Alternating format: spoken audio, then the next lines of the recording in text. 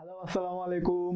This is me. Welcome to the lecture number 4 Backbone Presence. আজকের আমরা পড়াবো সমবায় সমিতি। আমরা একটু দেখব সমবায় সমিতি। সমবায় সমিতি কথাটার মাধ্যমে প্রথমে যে ওয়ার্ডটা আছে তার নাম হচ্ছে সমবায়। সমবায় শব্দটার মধ্যে প্রথম যে পার্টটা আছে সেটার নাম হচ্ছে সম। সম শব্দের অর্থ হচ্ছে সমান। সমান মানে হচ্ছে সমমান। তার মানে আমাদের সমাজের সমমান, সমশ্রেণী, সমগোত্র বা সমপেশাজীবী শ্রেণীর মানুষদের নিয়ে যদি কোনো সংগঠন গড়ে ওঠে এবং সংগঠনের উদ্দেশ্য অবশ্যই মুনাফা অর্জন না, অবশ্যই সংগঠনের উদ্দেশ্য হবে সমাজের বা সংগঠনের আর্থসামাজিক কল্যাণ সাধন, তখন তাকে বলা হয় সমবায় সমিতি। এবার আমরা চলে আসব তার একটু ডিটেলস বর্ণনায়। প্রথমে বলে রাখি, সমবায় সমিতির ইংরেজি প্রতিশব্দ হচ্ছে cooperative society. If I repeat, cooperative society, তার মানে সমবায় শব্দের ইংরেজি প্রতিশব্দ হচ্ছে কোঅপারেশন, সহযোগিতা। এবং সমবায় শব্দটার যদি বাংলা অ্যাকিউরেট মিনিং জানতে চাই তাহলে আমাদের বলতে হবে মিলন, সমবেত প্রচেষ্টা বা প্রয়াস। যদি আবার বলতে হয় মিলন, সমবেত প্রচেষ্টা বা প্রয়াস। এবার চলে আসি, সমবায় সমিতিটাকে বলা হয় শোষিতদের আত্মরক্ষার দুর্গ, যেটাকে ইংলিশে বলা হয় সিটাডেল অফ দ্য এক্সপ্লয়েটেড, যেটা বিভিন্ন বছর ধরে বিভিন্ন ইউনিভার্সিটিতে অ্যাডমিশন টেস্ট পরীক্ষায় চলে আসতেছে। বলা হয় কোন ধরনের ব্যবসা প্রতিষ্ঠানকে বলা হয় শোষিতদের আত্মরক্ষার দুর্গ বা সিটাডেল অফ দ্য এক্সপ্লয়েটেডের বাংলা প্রতিশব্দ কি?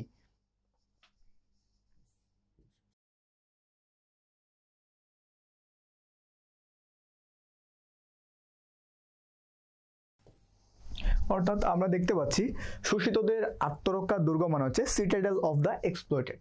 ওকে, আমরা চলে যাব, কিছু একটা টাইমলাইন্স দেওয়া আছে। টাইমলাইন্সটার মধ্যে আসলে আমরা জানবো সমবায় সমিতির ইতিহাস এবং তার আইন সমূহের বিবর্তন।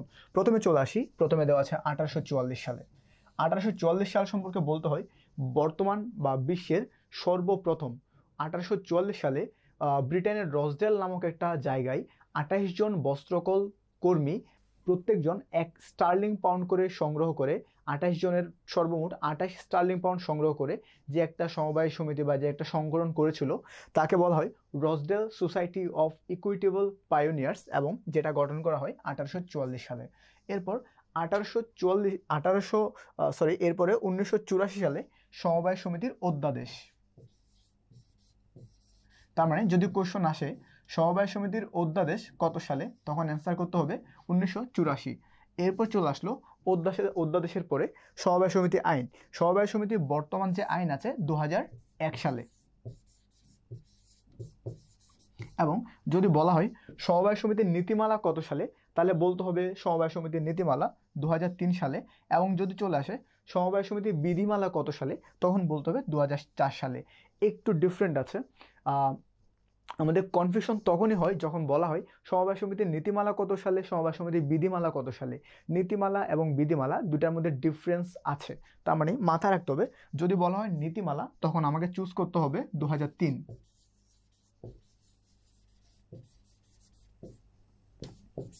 এবং যদি বলা হয় বিধিমালা তাহলে আমাকে চুজ করতে হবে 2004। তার মানে টাইমলাইনটা যদি একটু আমরা আরেকটু রিকল করি তাহলে বলতে হবে 1844 সালে সর্বপ্রথম ব্রিটেনের রসডেল নামক একটা জায়গার মধ্যে রসডেল সোসাইটি অফ ইকুইটেবল পায়োনিয়ার্স নামক একটি সংগঠন গড়ে তুলে 28 জন বস্ত্র কর্মী প্রত্যেকে 1 স্টার্লিং পাউন্ড করে সংগ্রহ করে। এরপর চলে আসলো 1984 সালে, যখন সমবায় সমিতির প্রাথমিকভাবে অধ্যাদেশ জারি হয় এবং 2001 সালে বর্তমানে সংশোধিত সমবায় আইন, এবং পরবর্তীতে 2003 সালে সমবায় সমিতির নীতিমালাগুলো প্রবর্তিত হয় এবং 2006 সালে সমবায় সমিতির সম্ভাব্য এবং বর্তমানে বিধিমালাগুলো প্রণীত হয়। এবার আমরা চলে যাব আরও কিছু গুরুত্বপূর্ণ ডিটেলসে। প্রথমে বলতে হবে এলজিআরডি। এলজিআরডি শব্দটা হচ্ছে সমবায় সমিতি বা বর্তমানে বাংলাদেশে যতগুলো সমবায় সমিতি আছে প্রত্যেকটা সমবায় সমিতি নিবন্ধিত এবং নিয়ন্ত্রিত হয় একটা সংগঠনের মাধ্যমে বা একটা সংস্থার মাধ্যমে, যে সংস্থার মাধ্যমে বাংলাদেশ সমবায় সমিতি নিবন্ধিত, পরিচালিত এবং নিয়ন্ত্রিত হয় তার নাম হচ্ছে এলজিআরডি। পরীক্ষায় আসে এলজিআরডি শব্দের পূর্ণরূপ কি, তখন আপনাকে বা তোমাকে অ্যান্সার করতে হবে local government and rural development.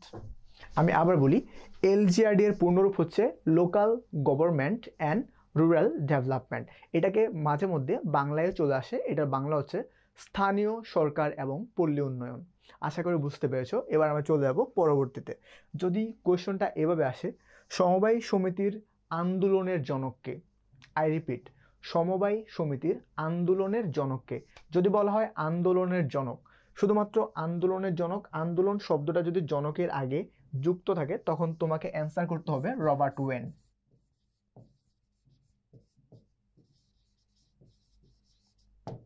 যদি বলা হয় সমবায় সমিতির আন্দোলনের জনককে, তখন অ্যান্সার করতে হবে রবার্ট ওয়েন। এবার চলে আসি সমবায় সমিতির সূচনাকারীকে। যদি বলা হয় সমবায় সমিতির সূচনাকারীকে বা সূতিকাগার কার হাতে তৈরি হয়, তখন অ্যান্সার করতে হবে বয়ভেল। তখন অ্যান্সার করতে হবে বয়ভেল। তার মানে সমবায় সমিতির সূচনাকারী হচ্ছে বয়ভেল এবং জনক হচ্ছে রবার্ট ওয়েন। কিন্তু যদি বলা হয় বাংলাদেশের ক্ষেত্রে সমবায় সমিতির সূচনাকারীকে, তখন অ্যান্সার করতে হবে ডক্টর আক্তার হামিদ খান। এবং ডক্টর আক্তার হামিদ খান সম্পর্কে আমরা একটু পরে আরেকটু ডিটেলস পড়ব। এবার আমরা চলে আসি প্রথম সমবায় সমিতি কোনটি। আমরা জানি 1844 সালে রসডেল নামক একটা জায়গায়, ব্রিটেনের রসডেল নামক একটা জায়গায় 28 জন বস্ত্রকল কর্মী একত্রিত হয়ে 1 স্টার্লিং পাউন্ড করে সংগ্রহ করে একটা সমিতি গঠন করেছিল, যার নাম হচ্ছে রসডেল সোসাইটি অফ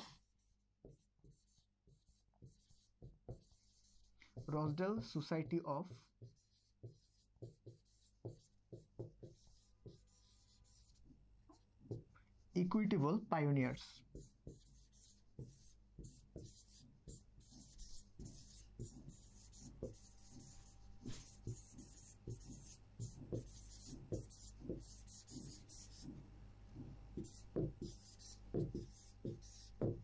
তার মানে যদি বলা হয় বিশ্বের সর্বপ্রথম সমবায় সমিতির নাম হচ্ছে রসডেল সোসাইটি অফ ইকুইটেবল পাইওনিয়ার্স। এবার আমরা চলে যাব বাংলাদেশের সমবায় সমিতি নিয়ে। তো একটু আগে আমরা কথা বলতেছিলাম ডক্টর আক্তার হামিদ খান নিয়ে। তো যদি বলা হয় বাংলাদেশের ক্ষেত্রে সমবায় সমিতির অন্যতম প্রতিকৃতের নাম কি, তখন অ্যান্সার করতে হবে ডক্টর আক্তার হামিদ খান। এবং ডক্টর আক্তার হামিদ খান 1959 সালে কুমিল্লা জেলায় বার্ড প্রতিষ্ঠা করেছেন। তার প্রতিষ্ঠিত সংগঠনটির নাম হচ্ছে বার্ড। বার্ডের পূর্ণরূপ অনেক সময় বিভিন্নভাবে পরীক্ষায় চলে আসে, তো আমাদের জেনে রাখা উচিত বার্ডের পূর্ণরূপ হচ্ছে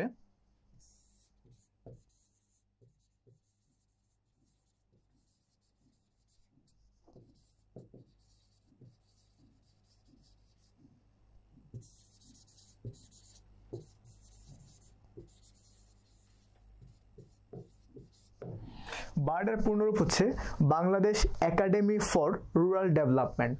আবার বলছি, Bangladesh academy for rural development. তার মানে বার্ড প্রতিষ্ঠা হয় 1959 সালে এবং বার্ডের পূর্ণরূপ হচ্ছে Bangladesh academy for rural development, যার প্রতিষ্ঠাতা হচ্ছে ডক্টর আক্তার হামিদ খান।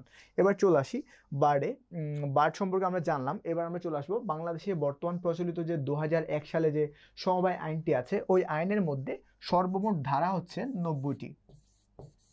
মাথায় রাখতে হবে 2001 সালে বাংলাদেশে প্রণীত বা বাংলাদেশে বর্তমানে প্রচলিত যে সমবায় আইন আছে, ওই সমবায় আইনের বর্তমান ধারা প্রচলিত আছে 90টি এবং অধ্যায় প্রচলিত আছে 13টি। যদি পরীক্ষায় আসে বাংলাদেশে প্রচলিত সমবায় আইনের সর্বমোট অধ্যায় কয়টি, অ্যান্সার হবে 13টি। এবং সর্বমোট ধারা কয়টি, তখন অ্যান্সার হবে কয়টি, 90টি। এবার আমরা চলে যাব পরবর্তীতে সমবায় সমিতির বৈশিষ্ট্য। প্রথমে বলি, সমবায় সমিতি বেসিক্যালি সমাজের মধ্যবিত্ত বা নিম্নমানের মানুষদের সমন্বয়ে গঠিত একটা সংগঠন, যেখানে প্রথম যে বৈশিষ্ট্য দেওয়া আছে সেটা হচ্ছে গঠন প্রকৃতি। তো গঠন প্রকৃতি সম্পর্কে বলতে হলে প্রথমে সমাজের মধ্যবিত্ত বা নিম্নবিত্ত কিছু মানুষ একত্রিত হয়ে সমগোত্রীয় কিছু মানুষ একত্রিত হয়ে জড়ো হয়ে প্রথমে উদ্যোগ গ্রহণ করতে হবে। উদ্যোগ গ্রহণ করার পরে সেটা নিবন্ধনের জন্য আবেদন করতে হবে। নিবন্ধনের জন্য আবেদন করলে যদি নিবন্ধন গৃহীত হয় তখন কার্যারম্ভের জন্য অনুমতিপত্র সংগ্রহ করে সমবায় সমিতি ফর্মালি এবং অফিসিয়ালি শুরু করা যাচ্ছে। এবার আমরা চলে আসবো উদ্দেশ্য। সমবায় সমিতি বেসিক্যালি কেন করা হয়? আমরা জানি সমবায় শব্দটির বা বাংলা শব্দের বা বাংলা অর্থ হচ্ছে সম্মিলিত প্রচেষ্টায় এগিয়ে চলা। তার মানে সম্মিলিত প্রচেষ্টায় এগিয়ে চলার যে একটা চিন্তা আছে, এই চিন্তা থেকে বেসিক্যালি সমবায় সমিতির উৎপত্তি হয় এবং সমবায় সমিতির মূল উদ্দেশ্য হচ্ছে সমবায় সমিতির যারা সদস্য আছে সদস্যদের আর্থসামাজিক কল্যাণ সাধন। এবার আমরা চলে আসবো সদস্য সংখ্যা সম্পর্কে। সমবায় সমিতির সদস্য সংখ্যা সম্পর্কে আমরা পরবর্তী স্লাইডে আরও একটু গভীরে জানবো। তারপরে ছোট করে বলে রাখি, সমবায় সমিতির যেগুলো প্রাথমিক সমবায় সমিতি আছে, প্রাথমিক সমবায় সমিতি গঠন করার জন্য 20 জন ব্যক্তি সদস্য দরকার হয়। 20 জন ব্যক্তি সদস্য দরকার হয়। আমরা পরবর্তীতে স্লাইডে সদস্য সংখ্যা সম্পর্কে আর একটু ডিটেলস জানবো। এবার আমরা চলে আসবো মূলধন সংগ্রহ। যতজন সদস্য থাকবে প্রত্যেকজন সদস্য সমপরিমাণ মূল্যের শেয়ার কিনে সমপরিমাণ মূল্যের শেয়ারের মূল্য দ্বারা যত টাকা টোটাল আসে ওই টোটাল পরিমাণ টাকা তারা সংগ্রহ করবে। এটা হচ্ছে সমবায়ের মূলধন সংগ্রহের অন্যতম সোর্স হচ্ছে সদস্যদের থেকে প্রাপ্ত চাঁদা। এবার আমরা চলে আসি শেয়ারের মূল্য। শেয়ারের মূল্য কত হবে, কিভাবে নির্ধারিত হবে সেটা স্পষ্টভাবে উল্লেখ করা থাকবে সমবায় সমিতির মূল প্রথম এবং প্রধান দলিল উপবিধিতে। উপবিধির বাংলা প্রতিশব্দ হচ্ছে ইংরেজি প্রতিশব্দ হচ্ছে বাইলস। তার মানে যদি বলা হয় সমবায় সমিতির মূল দলিলের নাম কি, তখন অ্যান্সার করতে হবে উপবিধি, এবং উপবিধির ইংরেজি প্রতিশব্দ কি যদি জানতে চাই তখন বলতে হবে বাইলস। এবার আমরা চলে আসবো মুনাফা বন্টন।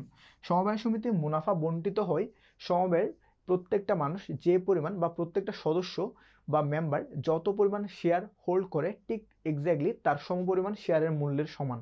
এবার চলে আসবো সদস্যদের দায়। সমবায়ের সদস্যদের দায় সাধারণত থাকবে সসীম।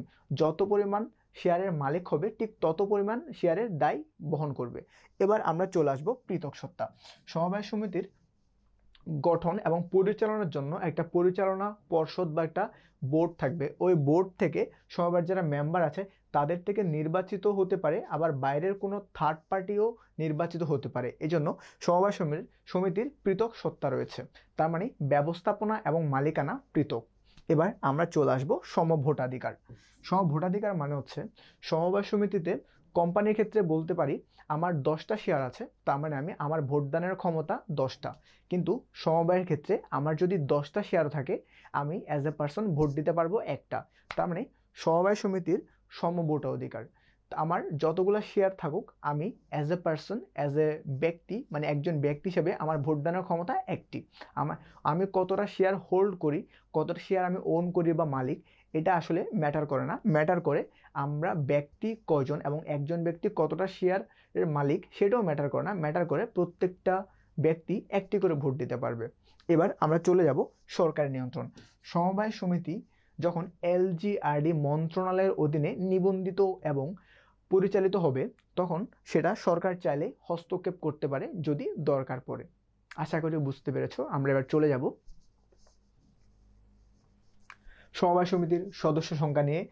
আমরা একটু আগে বলেছিলাম আমরা বিস্তারিত জানবো সমবায় সমিতির সদস্য সংখ্যা নিয়ে। প্রথমে চলে আসি, প্রথম স্টেজে দেখব 20 জন ব্যক্তি একত্রে সংগৃহীত হয়ে বা জড়ো হয়ে একটি প্রাথমিক সমবায় সমিতি তৈরি করে। তার মানে একটা প্রাথমিক সমবায় সমিতি তৈরি করতে আমার লাগবে 20 জন ব্যক্তি সদস্য। এবার যদি আমরা চলে আসি, একটি প্রাথমিক সদস্য মিল হচ্ছে 20 জন ব্যক্তি সদস্য। এবার 10টি প্রাথমিক সমবায় সমিতি মিলে তৈরি হচ্ছে একটি কেন্দ্রীয় সমবায় সমিতি। আবার 10টি কেন্দ্রীয় সমবায় সমিতি মিলে তৈরি হচ্ছে একটি জাতীয় সমবায় সমিতি। তার মানে যদি আমি আবার একটু সাম আপ করি প্রথম থেকে, 20 জন ব্যক্তি সদস্য মিলে একটি প্রাথমিক সমবায় সমিতি, 10টি প্রাথমিক সমবায় সমিতি মিলে একটি কেন্দ্রীয় সমবায় সমিতি, এরপর 10টি কেন্দ্রীয় সমবায় সমিতি মিলে একটি জাতীয় সমবায় সমিতি। আশা করি তোমরা বুঝতে পেরেছো।